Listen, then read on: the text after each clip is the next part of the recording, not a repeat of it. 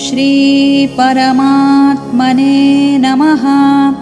श्रीमद्भगवद्गीता अथ 12 वसुदेव सुतदेवम कंसचानूरमदनम। देव की परमान कृष्ण वंदे जगद्गुरुम। ओम श्री परमात्मने नमः। श्रीमद्भगवद्गीता अथ 12 भागवत गीता अध्याय 12। दोस्तों, मंदिर में जाकर के आप ईश्वर की उपासना कर सकते हैं, या चाहे तो अपना काम को करते हुए भी कृष्ण को मन में रख सकते हैं। दोनों तरह की भक्ति में कोई फर्क नहीं है, लेकिन कृष्ण कर्म योग को अधिक महत्व देते हैं। अगर आप अपना हर काम कृष्ण को समर्पित करते हुए करें तो काम का काम और कृष्ण का नाम भी हो जाएगा। भागवत गीता का 12वां अध्याय, जिसका नाम है भक्ति योग, इसमें कृष्ण भक्ति की महिमा और अर्थ बताते हैं।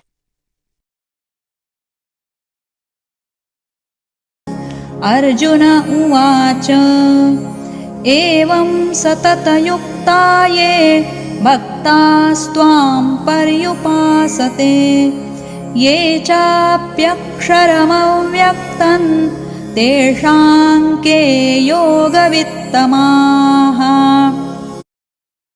अर्जुन उवाच एवं सततयुक्ता ये भक्तास्त्वां पर्युपासते ये चाप्यक्षरमव्यक्तं तेषां के योगवित्तमाः।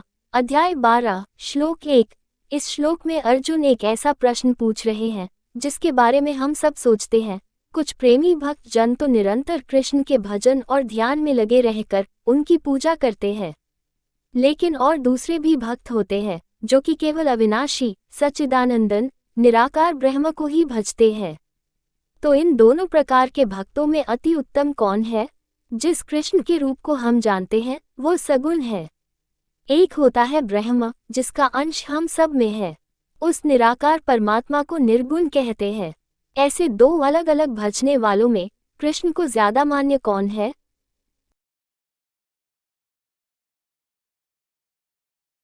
श्री भगवानुवाच मय्यावेश्य मनो ये मां नित्ययुक्ता उपासते श्रद्धया परयोपेतास्ते मे युक्ततमा मताः।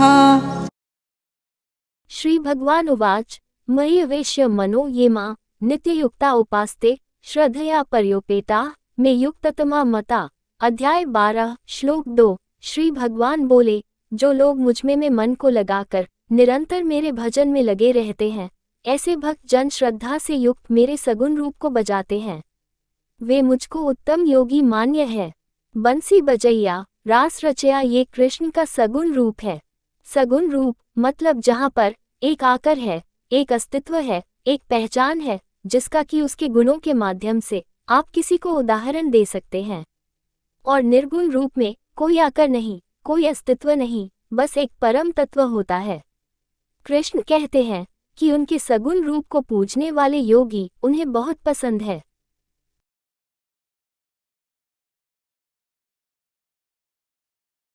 ये त्वक्षरमनिर्देश्यम् अव्यक्तं पर्युपासते सर्वत्र गमचिन्त्यं च कूटस्थमचलं ध्रुवं सन्नियम्येन्द्रियग्रामं सर्वत्र समबुद्धयः ते प्राप्नुवन्ति मामेव सर्वभूतहिते रताः।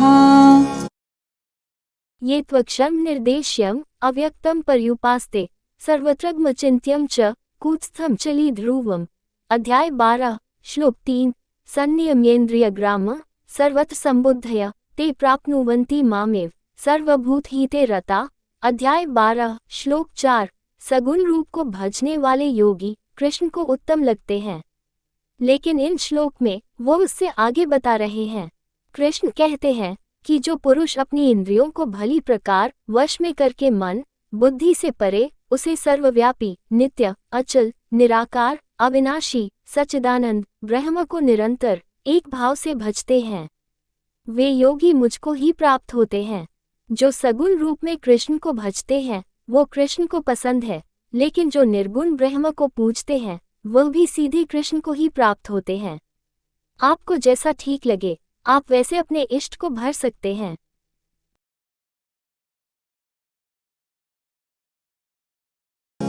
क्लेशोऽधिकतरस्तेषाम् अव्यक्तासक्तचेतसाम् अव्यक्ता हि गतिर्दुःखं देहवद्भिरवाप्यते। क्लेशोऽधिकतरस्तेषा अव्यक्तासक्तचेतसाम् अव्यक्ता है गतिदुःखं देहभिर्वाप्यते। अध्याय 12 श्लोक 5। निर्गुण ब्रह्म का पूजन कोई आसान बात नहीं।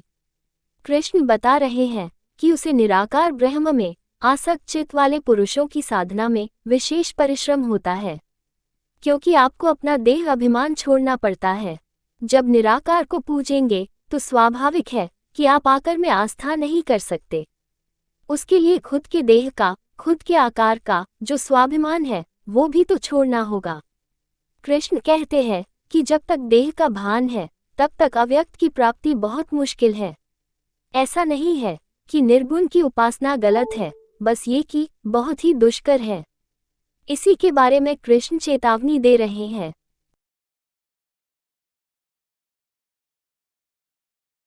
ये तु सर्वाणि कर्माणि मयि सन्न्यस्य मत्पराः अनन्येनैव योगेन मां ध्यायन्त उपासते तेषामहं समुद्धर्ता मृत्युसंसारसागरात् भवामि न चिरात् पार्थ मय्यावेशितचेतसाम्। ये तु सर्वाणि कर्माणि मयि सन्न्यस्य मत्पर अनन्येनैव योगेन मां ध्यायन्त उपासते। अध्याय 12 श्लोक 6। तेषामहं समुद्धर्ता मृत्युसंसारसागरात् भवामि न चिरात् पार्थ मय्यावेशितचेतसाम्। अध्याय 12 श्लोक 7। लेकिन जो लोग कृष्ण को ही मानते हैं, अपने सारे कर्मों को कृष्ण में अर्पण कर उसके सगुण रूप की उपासना करते हैं, कृष्ण को ही परमेश्वर मान अनन्य भक्ति योग से लगातार चिंतन करते हुए भजते हैं, उनका उद्धार कृष्ण स्वयं करते हैं। कृष्ण अर्जुन को बताते हैं, हे अर्जुन, मुझ में चित्त लगाने वाले प्रेमी भक्तों का मैं शीघ्र ही मृत्यु रूप संसार समुद्र से उद्धार कर देता हूँ। दोस्तों, पुस्तक से पढ़ाई आप स्वयं तैयारी करके भी एग्जाम्स में पास हो सकते हैं, कोई रोकने वाला नहीं। लेकिन अध्यापक उसे पढ़ाई को आसान कर देता है। आपके साथ वो आपका मार्गदर्शन करते हुए चलता है। प्रॉब्लम होने पर आप उस टीचर से पूछ सकते हैं। वैसा ही कृष्ण की सगुण रूप की पूजा है।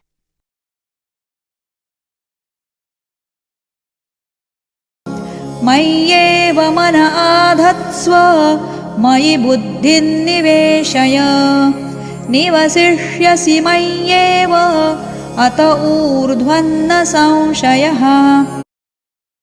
मय्येव मन आधस्व मयि बुद्धिं निवेशय निवसिष्यसि मय्येव अत ऊर्ध्वं न संशय। अध्याय 12 श्लोक 8। कृष्ण अर्जुन को सलाह देते हैं कि उसको कृष्ण में मन को लगाना चाहिए, कृष्ण में ही बुद्धि को लगाना चाहिए। दोस्तों, अपना मन और बुद्धि दोनों अगर आप कृष्ण में या अपने लक्ष्य में या अपने काम में लगा देंगे तो फिर वो काम कितना भी मुश्किल हो, आप उसमें लगातार लगे रहेंगे, अपने लक्ष्य की ओर हमेशा बढ़ते रहेंगे। ऐसा ही कृष्ण भी कहते हैं कि उनमें मन और बुद्धि लगा के भक्त फिर उनमें ही निवास करने लगता है। इसमें कुछ भी संशय नहीं है। जिस भी वस्तु या काम में मन और बुद्धि दोनों लग गई तो फिर आप उसी में ही तो निवास करने लगते हैं, उसी काम को जीने लगते हैं। और यही बात श्री कृष्ण सिखा रहे हैं।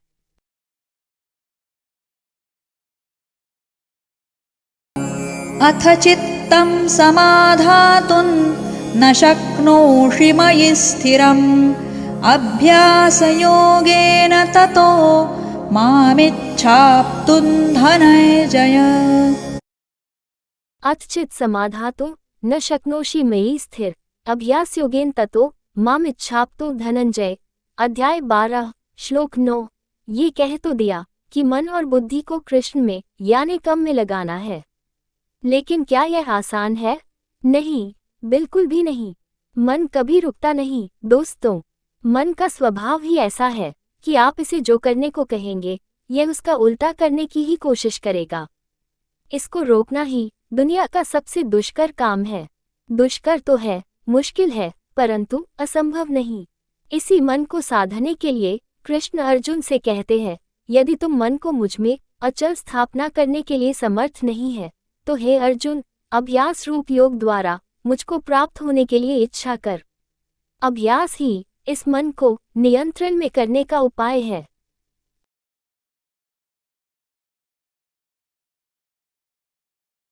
अभ्यासेऽप्यसमर्थोऽसि मत्कर्म परमो भव मदर्थमपि कर्माणि कुर्वन् सिद्धिमवाप्स्यसि।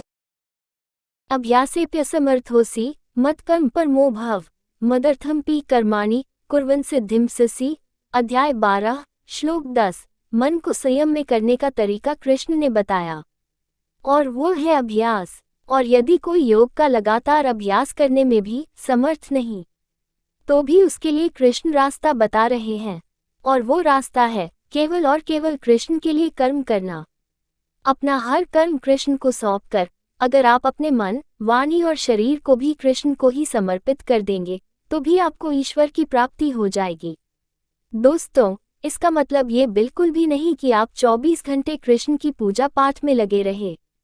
इसका अर्थ है कि जो भी आप करें उसमें कृष्ण का स्मरण, उनकी बातें और उनके ज्ञान का विचार रहे।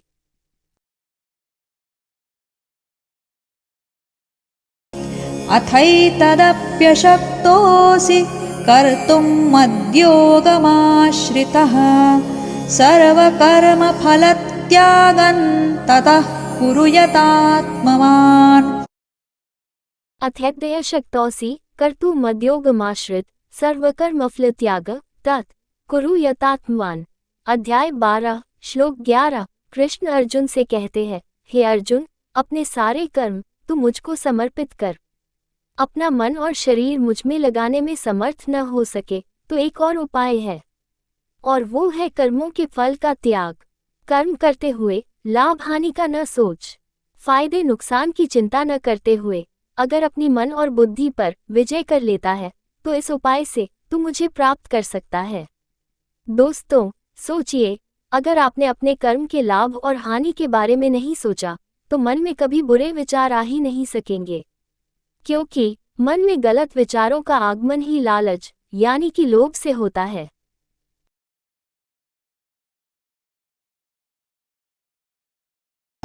श्रेयो हि ज्ञानमभ्यासात् ज्ञानात् ध्यानं विशिष्यते ध्यानात् कर्मफलत्यागस्त्यागात् शान्तिरनन्तरम्।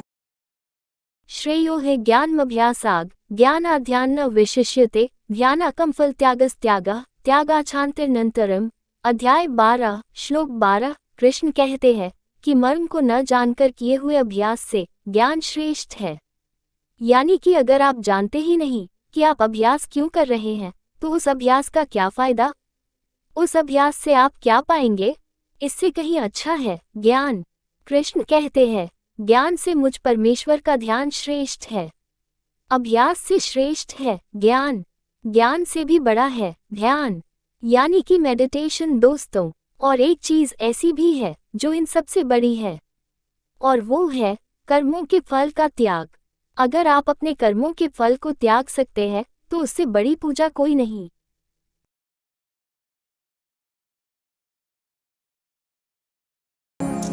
अद्वेष्टा सर्वभूतानां मैत्रः करुण एव च निर्ममो निरहङ्कारः समदुःखसुखः क्षमी सन्तुष्टः सततं योगी यतात्मा दृढनिश्चयः मय्यर्पितमनो बुद्धिर्यो मद्भक्तः स मे प्रियः।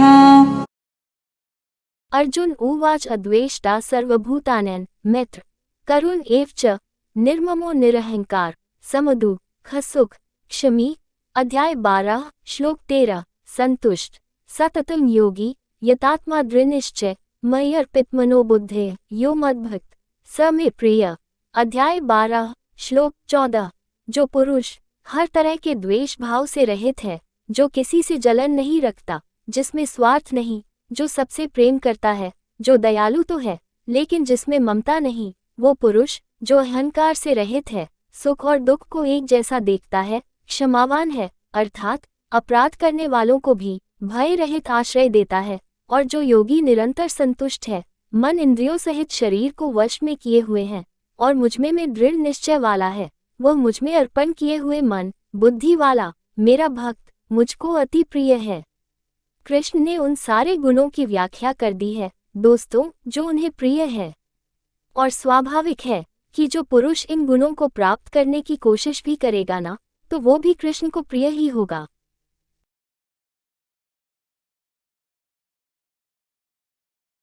यस्मान्नो द्विजते लोको लोकान्नो द्विजते च यः हर्षामर्षभयोद्वेगैर्मुक्तो यः स च मे प्रियः।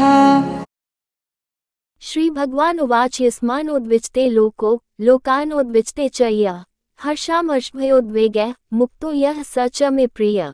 अध्याय 12 श्लोक 15। कृष्ण बता रहे हैं कि जो जीव कभी उत्तेजना में नहीं आता और जो किसी और को भी उत्तेजित नहीं करता, वो योगी कृष्ण को प्रिय है। वो योगी जिसको दूसरे की उन्नति देख के जलन नहीं होती, जो सुख और दुख को एक जैसा देखता है, जो भय और उद्वेग यानी फियर एंड एक्साइटमेंट से रहित है, दोस्तों वो भक्त कृष्ण को अति प्रिय है। अगर आप देखें, ये सारी अवस्थाएं एक उत्तम योगी की है। वो योगी जो बस अपने काम में लगा रहता है, किसी भी तरह का भाव उसे विचलित नहीं करता, कुछ भी उसे डराता नहीं, उसका ध्यान बस अपनी लक्ष्य पर अपने काम पर रहता है।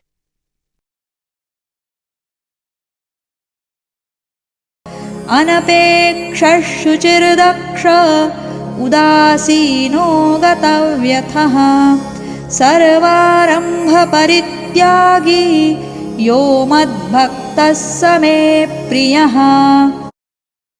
अनपेक्ष शुचिदक्ष उदासीनो गतव्यथ सर्वारम्भ परित्यागी यो मद्भक्त स मे प्रिय। अध्याय 12 श्लोक 16। कृष्ण कहते हैं कि योगी को आकांक्षा से रहित होना चाहिए। दोस्तों आकांक्षा यानी कि एम्बिशन से ही सारे बुरे भाव पैदा होते हैं। एक तरह से ये ही सारी बुराइयों की जड़ है। लेकिन आपका सवाल हो सकता है कि बिना एम्बिशन के तो आप जीवन में कहीं पहुंच ही नहीं पाएंगे। वो निर्भर करता है कि आपकी आकांक्षा आखिर है क्या। अगर आप अपने कर्म और कर्तव्य को सबसे अच्छा करना चाहते हैं और वो ही आपकी आकांक्षा है, तो उसमें कुछ गलत नहीं। लेकिन आपकी आकांक्षा है धन दौलत और सांसारिक भोग, तो वो ठीक नहीं, और यह बात कृष्ण को प्रिय भी नहीं।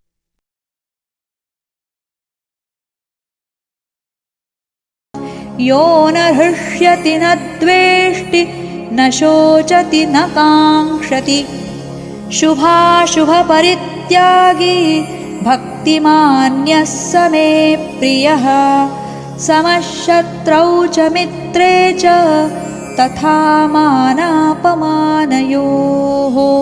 शीतोष्णसुखदुःखेषु समः सङ्गविवर्जितः।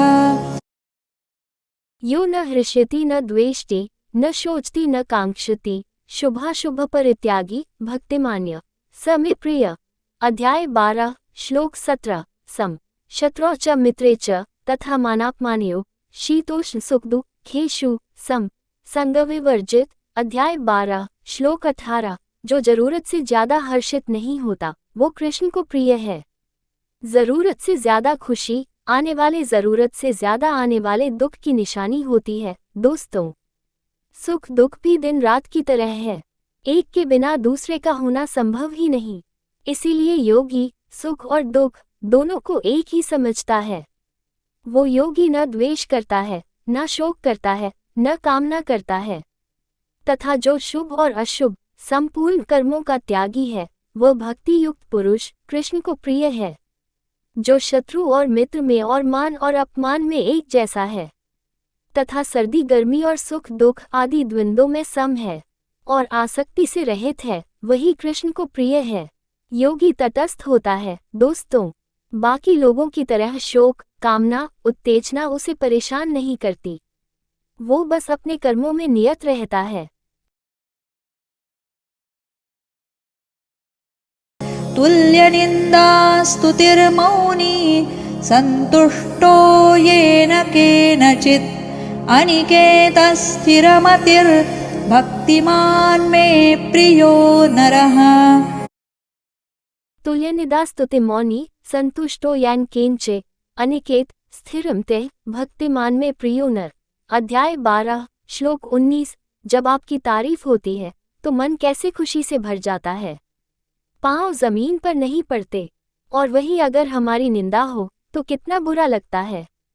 पहले शर्म आती है, फिर क्रोध होता है। लेकिन जो योगी होता है वो निंदा और स्तुति को एक समान समझने वाला होता है। वो मननशील होता है, यानी कि मनन करता है, सोचता है। शरीर का निर्वाह कैसे भी हो, 56 भोग यानी कि फाइन डाइनिंग हो या सादा दाल भात हो, वो दोनों में संतुष्ट रहता है दोस्तों। योगी में ना ममता होती है, नहीं आसक्ति, इसीलिए वो स्थिर बुद्धि होता है और कृष्ण को प्रिय भी।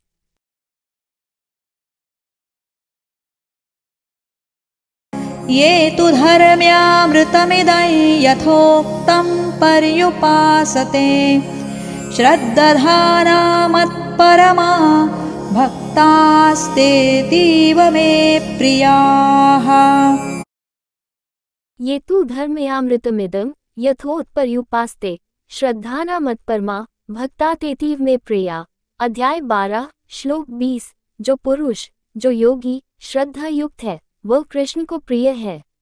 लेकिन श्रद्धा किस में? श्रद्धा अपने कर्तव्य में, श्रद्धा अपने कर्म में, श्रद्धा कृष्ण के ज्ञान में, उसके स्वरूप में। जहाँ श्रद्धा होती है वहाँ शंका नहीं होती, क्योंकि जिस पर आप शक करते हैं उसे सम्मान के साथ स्वीकार कैसे करेंगे? जो नौकरी आपको पसंद नहीं ना दोस्तों, उसमें पूरे मन से कैसे काम करेंगे? जो रिश्ता आपको पसंद नहीं उसको कैसे निभाएंगे? जीवन के हर अंग में अगर श्रद्धा हो तो सारे काम अच्छे से होते हैं। जैसे कृष्ण ने बताएं वैसे ही होते हैं। जो है उसको सच्चे मन से श्रद्धा के साथ स्वीकार कर उसे और अच्छा करने की कोशिश करिए। जीवन अच्छा हो जाता है और कृष्ण को भी आप पसंद आएंगे।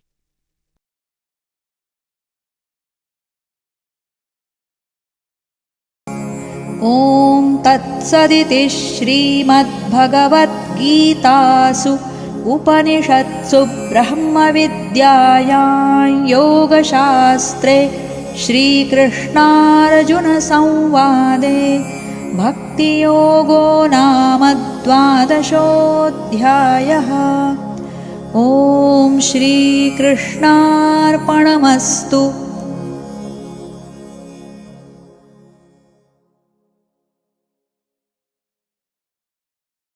ओम तत्सदिति श्रीमद्भगवद्गीतासु उपनिषत्सु ब्रह्मविद्यायां योगशास्त्रे श्रीकृष्णार्जुन संवादे भक्तियोगो नाम 12 ओम श्री कृष्णार्पणमस्तु। दोस्तों, ये था 12वां अध्याय। इसमें कृष्ण ने योगी के गुण, उसके लक्षण और भक्ति करने के अलग अलग तरीकों के बारे में बताया। तरीका आप पर निर्भर करता है, कोई भी चुनिए, बस भक्ति सच्ची रखिएगा।